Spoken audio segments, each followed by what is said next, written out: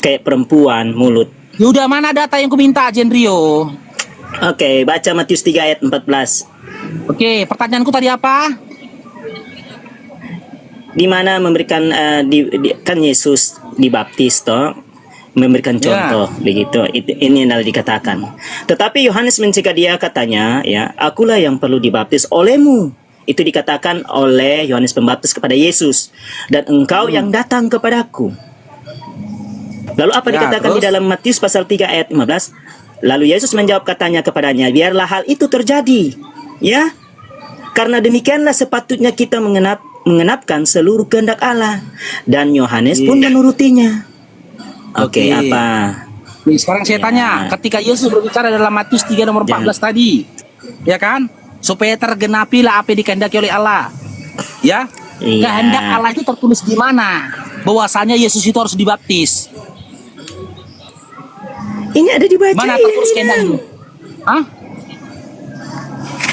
Ini ku kasih data kau ya. Makanya aku bilang kalian masih Kristen karena nggak tahu Bible. Yang kalian hadapin ini, abang kalian ini master Bible nih. Matius 3. Iya, master Bible bagaimana? Oh, mau master Bible. Nih. Nih, kita baca ya. Nih. Maka datanglah Yesus dari Galilea ke Yordan kepada Yohanes untuk dibaptis olehnya. Tetapi Yohanes mencegah dia, katanya, akulah yang perlu dibaptis olehmu, dan engkau yang datang kepadaku. Lalu Yesus menjawab, katanya kepadanya, biarlah hal itu terjadi. Apa itu hal itu terjadi? Itu pembaptisan. Karena demikianlah sepatutnya, ya, kita menggenapkan seluruh kehendak Allah. Oke? Supaya tergenapkan, kata dia. Oke, sekarang sebutkan satu ayat dalam Perjanjian Lama di mana Allah mengkehendaki supaya Tuhan itu mengalami baptis. Di mana? Mana? Ayat yang mana tergenapinya mana? Nubuat bahwasanya Tuhan akan dibaptis di mana? Nubuat itu tertuliskan di mana? Di mana nubuatnya? Di mana? Jenrio? Ya, kau ngomong saja dulu, karena dari tadi kau cerewet terus, ngomong saja dulu. Nah, kalau udah terpojok kan kau gitu ngomong saja. Di sini kan Yesus berkata kan, ya, biarlah hal itu terjadi karena demikianlah sepatutnya kita menggenapkan seluruh kehendak Allah. Di mana dinubuatkan kehendak Allah itu Tuhan turun ke dunia akan dibaptis, di mana tertulisnya dibuat itu?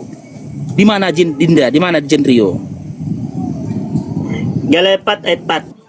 Galatia 4 ayat 4. Baca dulu. Itu dia menuruti semua. Galatia 4 ayat 4. Kau diikutimu. Galatia. Iya. Galatia. Lucu kau ketawa. Iya. Kau mana dulu? Baca Kau diam dulu kau. Kau diam dulu. Kau tahu nggak nubuat? Nubuat itu sebuah informasi yang belum terjadi dan akan terjadi. Kalau kau kasih kitab Galatia, sudah terjadi dulu, lo baru diinformasikan.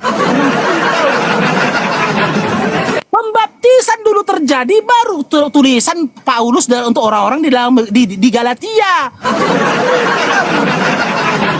Aku tanya nubuat, kok kasih kitab Galatia? Saya bilang semua tulisan itu ya diilhami oleh Roh Kudus. Ya. Saya tidak jadi Yesus ini kan ketika dia dilahirkan. Kau dengar dulu abangnya. Mana duluan terjadi? Baptis yang dilakukan Yohanes kepada Yesus atau kitab Galatia yang dituliskan oleh Paulus? Baptis itu dulu terjadi. Tulisan Paulus itu pun dituliskan itu setelah 30 sampai 40 tahun Yesus diangkat ke langit. Makanya kalian masih Kristen karena kalian tinggalkan akal kalian. Kalau saya melihatnya begini, baptisan itu apa? Baptisan itu pertobatan. Baptisan Yohanes adalah baptisan pertobatan. Apakah Tuhan ini ditobatkan bertobat? Mama Tuhan bertobat. Di dalam Bibelmu baptisan oleh Yohanes adalah baptisan pertobatan. Tuhan bertobat, apa kesalahan Tuhanmu? Dosa-dosanya apa? Sudah sehingga dibaca dia itu tadi ditobatkan untuk menggenapi, untuk biarlah terjadi, untuk menggenapi. Nah, ada di situ menggenapi. Gini, baptisan Apakah itu dia apa? berdosa? Baptisan itu penyucian diri, pertobatan. Di dalam Bibelmu pun tertulis baptisan Yohanes adalah baptisan pertobatan. Nah, Tuhanmu bertobat dari apa? Apa kesalahan Tuhanmu? sehingga Tuhanmu harus disucikan, ditobatkan.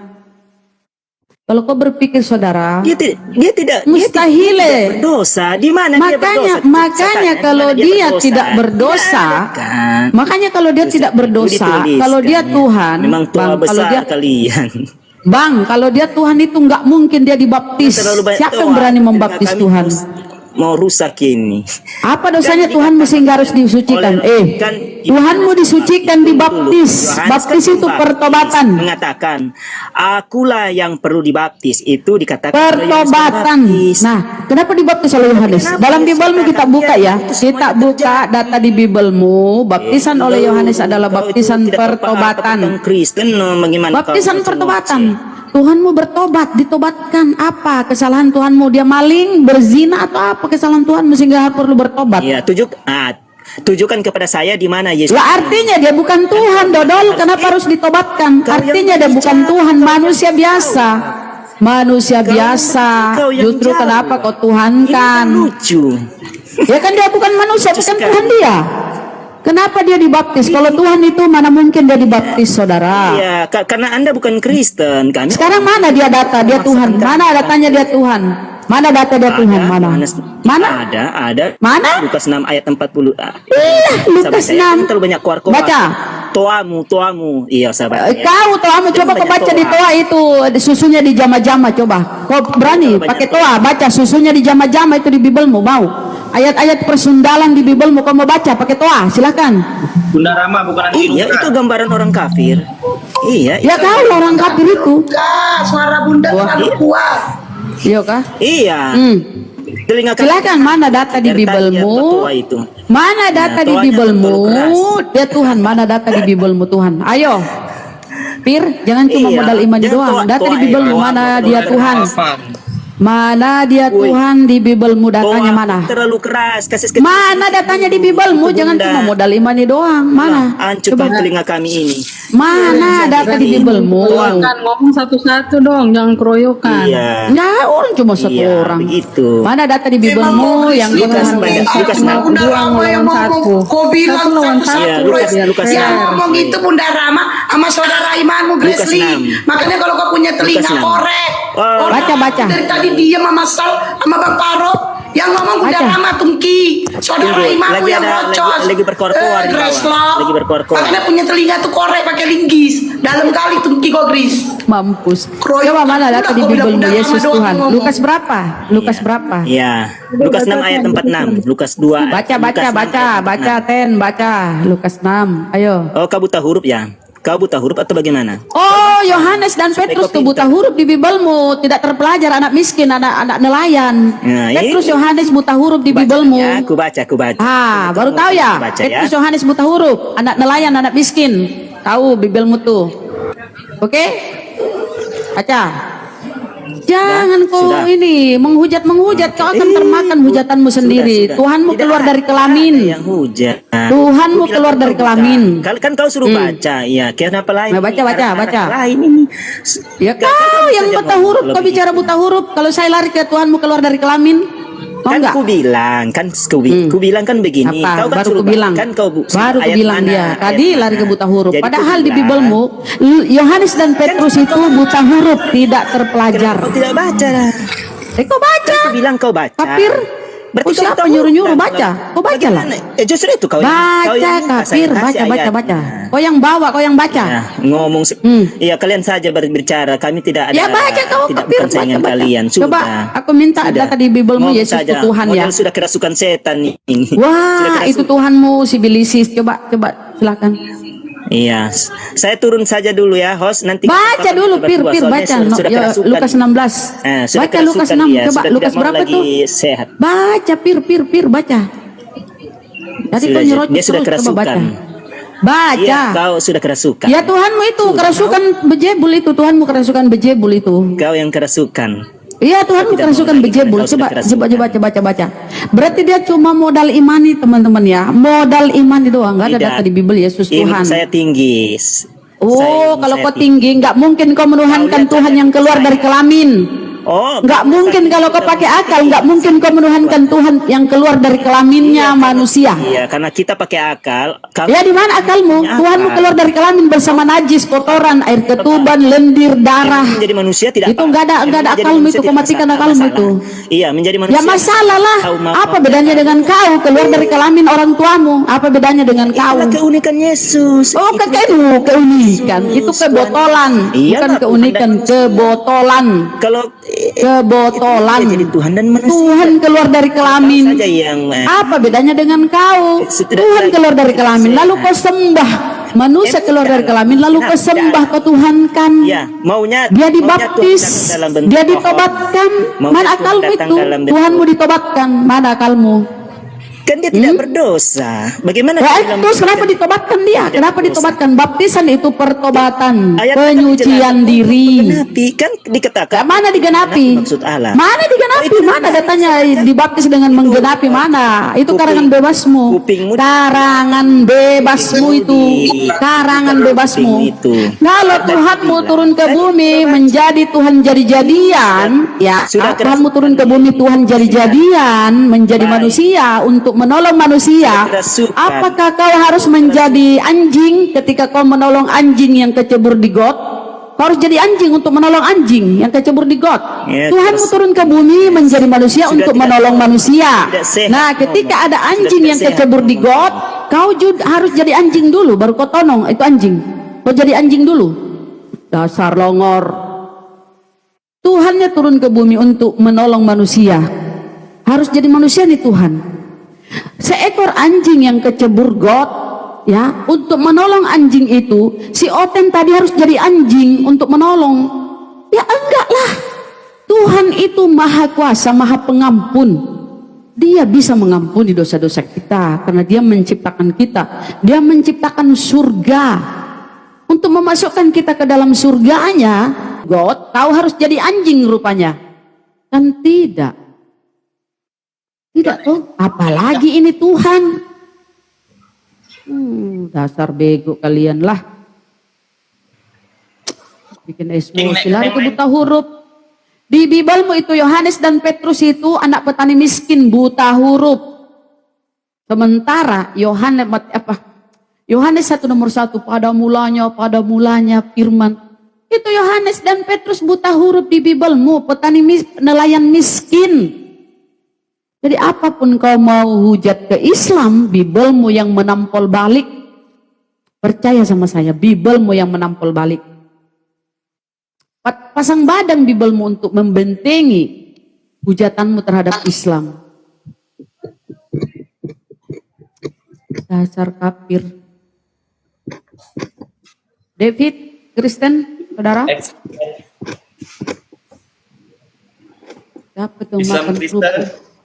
Gurih XYZ. kali kerupuknya Pasari gurih. Apa Bunda? Gurih kerupukmu, gurih. Apa sih? Apa namanya? Bakso goreng ya? Basrek, Ya. gurih. Basreng, XYZ, gurih. selamat pagi, selamat siang XYZ. Lanjut. XYZ, selamat siang. Oke, King, kenaik. Selamat siang. Selamat siang semuanya. Kristen Bang ya. Saya pengikut Kristus sejati. Oke, gini Bang. Aku mau tanya sama Abang nih, kita TikTokan aja Bang ya. Bagaimana pandangan Abang ketika ada orang yang datang ke dunia bukan membawa damai, namun dia memisahkan orang tua dari anaknya, itu berdosa nggak menurut Abang Bang?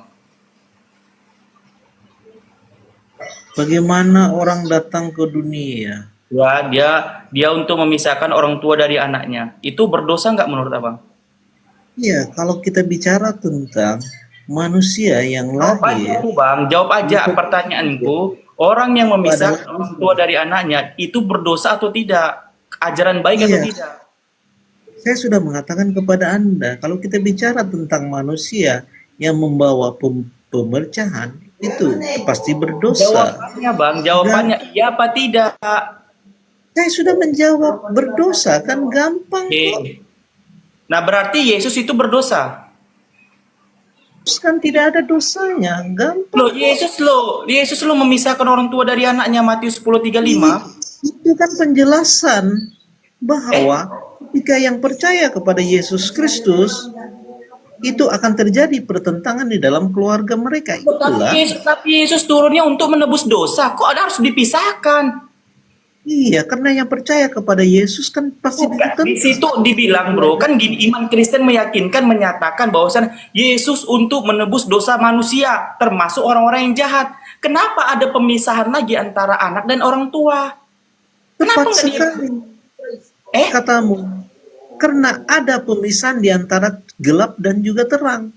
Bukan, ini kan gini bro, tujuan dalam iman Kristen, sebentar. Tujuan dalam iman Kristen, Yesus turun ke dunia untuk menebus dosa manusia. Artinya dosa-dosa orang yang salah. Kenapa di situ di satu sisi dia memisahkan lagi? Yesus itu menebus dosa asal. Bedakan dengan dosa manusia sehari-hari dengan dosa asal. Kalau kau bilang dosa asal itu terbantahkan sama perkataan Yesus sendiri dalam Matius 18 nomor 1, 2, 3. Yesus memerintahkan bertobat kepada orang-orang yang besar, menempatkan anak kecil di tengah-tengahnya. Artinya anak itu tidak memiliki dosa asal. Masa lebih pintar kalian daripada Yesus? Artinya merendahkan diri seperti anak Gak itu. ada di situ merendahkan diri. Dalam Matius 10:35 Yesus memisahkan orang tua dari anaknya. Ini kan kontradiksi. Yang satu mengatakan dia ini untuk menebus dosa manusia. Satu sisi lain mengatakan Yesus memilih orang. Berarti sia-sia dengan iman Kristen ini meyakinkan penyalipan. Tidak kok. Yesus kan menebus dosa asal kok. Kalau menebus dosa asal, lantas Matius 18 nomor 3 itu apa? Yesus menempatkan anak kecil di tengah-tengah mereka. Berarti anak kecil itu tidak memiliki dosa asal. Bukan. Itu menandakan diri karena kita tahu anak di mana datanya bahwa anak kecil itu memiliki dosa asal? Ini harus kontradiksi sama Yesus nih. Yang di sekitarmu yang masih cili-cili itu. Iya, di situ ditempatkan. Gini contoh. Yesus, gini kita tanya, Yesus, apakah anak kecil itu memiliki dosa asal? Apa kata Yesus? Aku loh menempatkan ketika orang bertanya, Yesus, bagaimana cara orang mendapatkan surga katanya? Apa kata Yesus? Aku loh mengambil anak kecil dan menempatkan kepada mereka itu perumpamaan anak itu tidak memiliki dosa. Loh, Yesus, kok orang Kristen meyakinkan dosa asal itu ada? Ya itu kan orang itu, orang Kristen, bukan dari aku. Berarti kalian ini lebih pintar daripada Yesus. Menjadi seperti anak kecil ini, kamu tidak akan menempati kerajaan surga. Gampang Kan itu berbicara surga, berarti berbicara berdosa atau tidak kan? Bicara tentang kerendahan hati dong, gampang kok. Iya, gampang.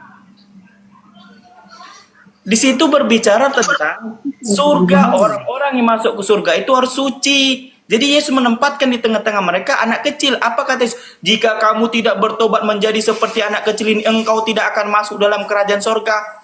Berarti anak kecil itu kan suci dari dosa yang kau bilang, dosa asal, dosa waris, dosa sengketa.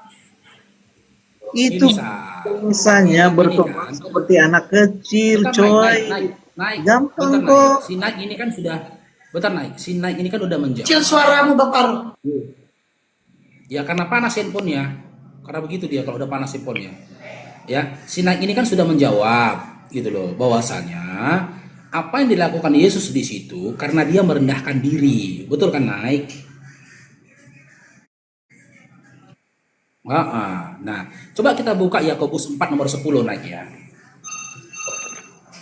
Nih. Berkali-kali saya katakan, apa yang keluar dari lisan Kristen karena dia nggak tahu baca Bibelnya. Nih. Yakobus 4 ayat berapa? Yakobus 4 nomor 10. Rendahkanlah dirimu di hadapan Tuhan dan Ia akan meninggikan kamu. Ketika Yesus merendahkan dirinya, dia merendahkan dirinya di hadapan siapa? Naik.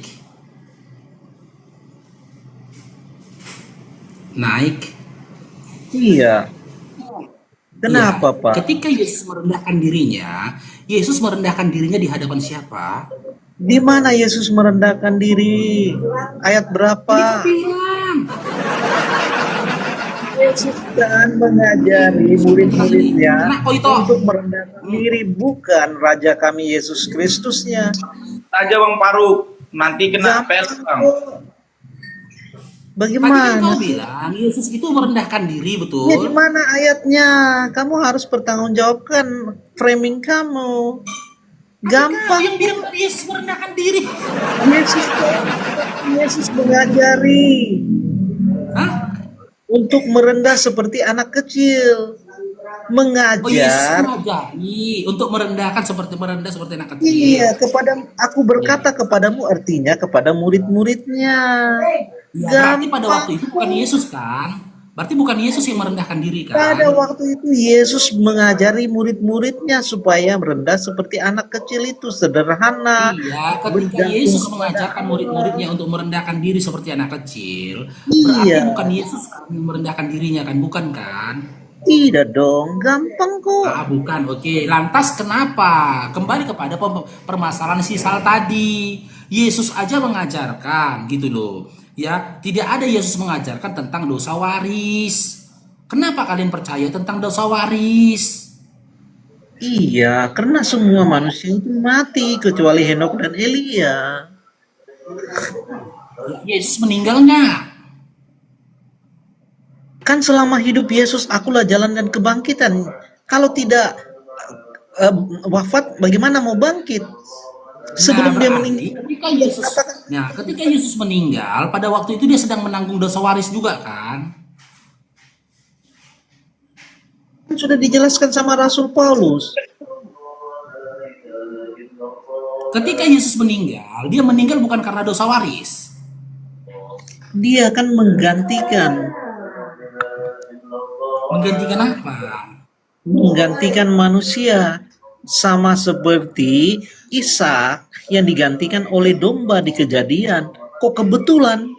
Tiba-tiba kebetulan. Yang saya tanyakan, Yesus meninggal, waktu Yesus itu meninggal, dia meninggal karena dosa waris bukan?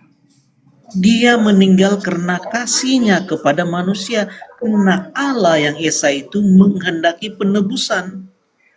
Oke, di mana datanya Yesus mengatakan dia akan meninggal karena kasihnya kepada manusia di mana? Sementara dalam Yohanes 8 nomor 40 sampai 44, yang menginginkan kematian Yesus itu adalah Sibilis. Berarti Paulus itu Sibilis. Turun dia. Baik, saya baca. Oke, kita